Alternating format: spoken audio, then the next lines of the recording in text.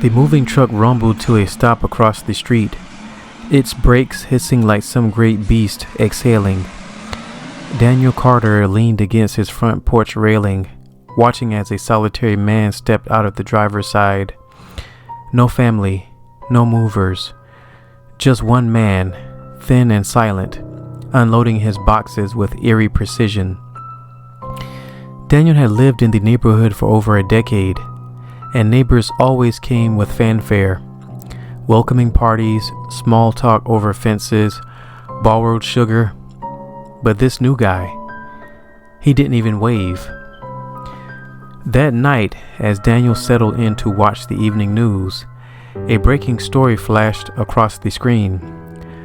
Authorities urged residents to remain indoors after dark as the manhunt continues for the notorious Jester Killer. Witnesses described the suspect as wearing a tattered clown suit with smeared makeup. Police warned that he is extremely dangerous. Daniel shuddered. He hated clowns. As he shut off the television and made his way upstairs, a prickle of unease crawled up his spine. Something tugged at the edges of his vision. He turned to glance out of the window. There, standing motionless in his backyard, was a clown. The dim porch light barely illuminated its form. A twisted smile, a sagging red nose, and eyes black as a void. Daniel's breath caught in his throat. He blinked, and the clown was gone. The next night it appeared again, this time in his front yard, standing beneath the street lamp, its head tilted in an unnatural angle. A deep sense of dread coiled in his gut. Was this a prank? Was someone messing with him? He wasn't the only one seeing it, either. Neighbors whispered about the clown lurking near their yards, always vanishing before they could react.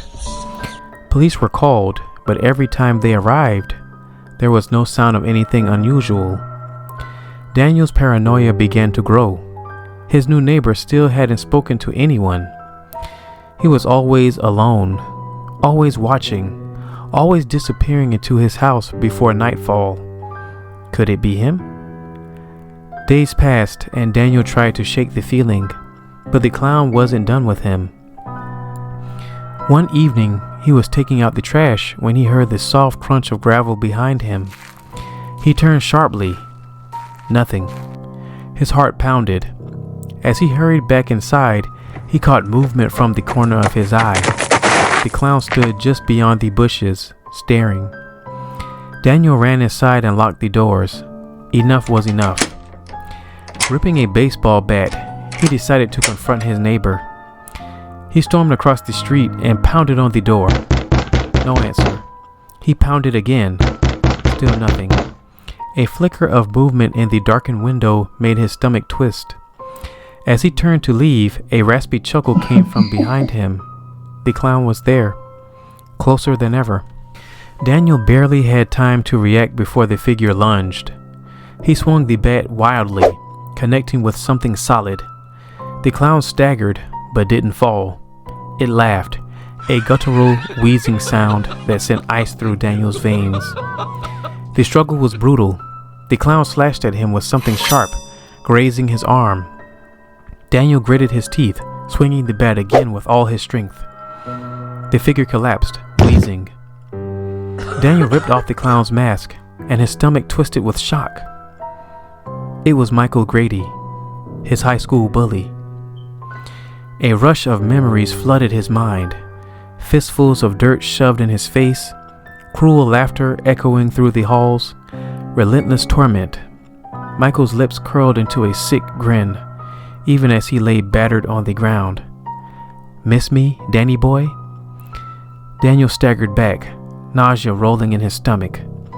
The sirens wailed in the distance, growing closer. The nightmare was over. Or so he thought. Because as the police dragged Michael away, he kept laughing, whispering one final promise. "I'll be seeing you."